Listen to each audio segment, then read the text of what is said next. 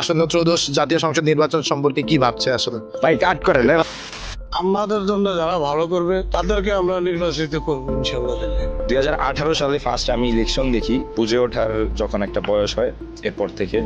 তো ওই ইলেকশনে আমরা দেখেছি লালমোহনে মানে একটা ত্রাস সৃষ্টি করে সেই ইলেকশনগুলা হয়েছে। এখানে কেউ তার ভোট প্রদান করতে পারে নাই।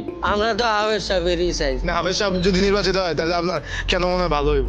না, এ লোক ভালো। এলাকা মাদক মুক্ত, সন্ত্রাস মুক্ত যারা করবে তাদেরকে ইনশাল্লাহ দিলে আমরা জয় যুক্ত লাভ করিব ইনশাল্লাহ। ইনশাল্লাহ ইনশাল্লাহ। আমরা আসলে এমন একজন নেতা আমরা চাই যে যাতে আমাদের জনগণ ভালো থাকতে পারে, সুখে থাকতে পারে, হ্যাঁ, মানুষের যাতে কল্যাণ নিয়ে কাজ করতে পারে এরকম একজন ব্যক্তি আমরা এখানে আমাদের এই থানা বা আমাদের এই সিটে আমরা এরকম আশাবাদী। সর্বপ্রথম আমি বলবো একটা সেতু দরকার, বরিশাল সেতু। তারপর একটা মেডিকেল হসপিটাল দরকার। বেরিবাদের মানুষগুলো অনেক কষ্টতে আছে, ওদেরকে একটু সেবা করার দরকার। আমরা দোয়া করি যে আল্লাহ তাআলা একজন সুশাসক এবং ন্যায়পরায়ণ একজন বিচারপতি বা নেতা আমাদের জন্য আল্লাহ তাআলা ব্যবস্থা করে দেন।